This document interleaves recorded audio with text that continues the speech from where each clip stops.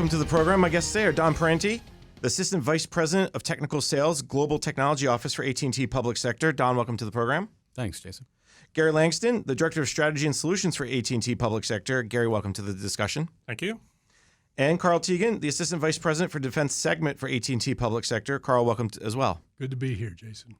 The other piece of this, when you talk about network as a service, is software-defined networking, SDN, or even SDN WAN to a certain extent. And I think the reason why network as a service is so popular or gaining so much momentum is this idea that, hey, look, AT&T can be in charge not only of the security and the capabilities, but also of making changes that are very quick and then go through test and evaluation. Don, let's define software-defined networking a little bit more, and then let's talk about how it can help agencies. Yeah, so there's a whole suite of things that are taking place that fall under the umbrella of SDN. And first and foremost is sort of the conversion of hardware to software in the network itself, where networks used to use a lot of very specific purpose-built equipment. With SDN, you use more commodity hardware, and the network functions are delivered as software. And what that allows you to do is, as the software needs to be updated, you can change it more often. If you think about in the past, you go out and spend a lot of money on some piece of equipment and you roll a truck and install it, you sort of want to live with it for a really long time because just the cost of installing is really high. So moving to a software based approach, you can make changes, upgrades, and do technology swap outs. The other thing about SDN, which is I think really, really significant and maybe not talked about as much, is sort of this programmability of the network. So one of the big tenets of SDN is this notion that you can expose the control plane of the network with an API or an application programming interface. That's the interface that computers use to talk to one another. Where in the past, you used to have someone with keyboard and command line interface, knocking commands in.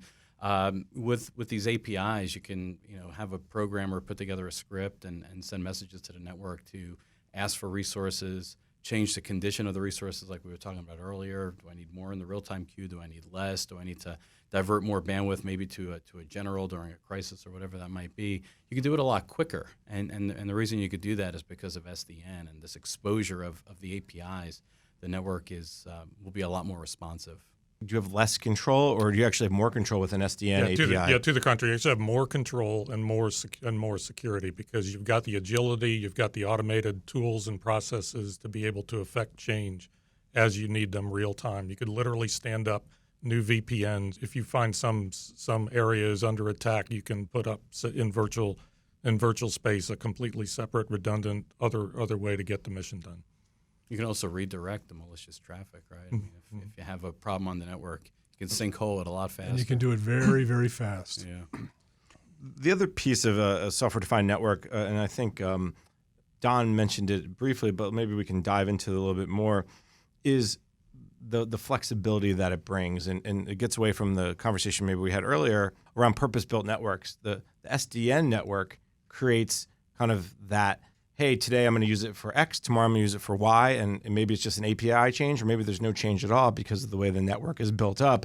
Is that the other thing that's maybe really why it's creating so much interest? Yeah, I think so, and I think it also it creates a whole new ecosystem for innovation, right? If you sort of think about in the old model of hardware-based networks, what it would take if you had some innovation. Right, some innovation that applies to networking technology, you'd have to build a business case that's strong enough to justify building hardware, right, manufacturing and shipping equipment and everything else.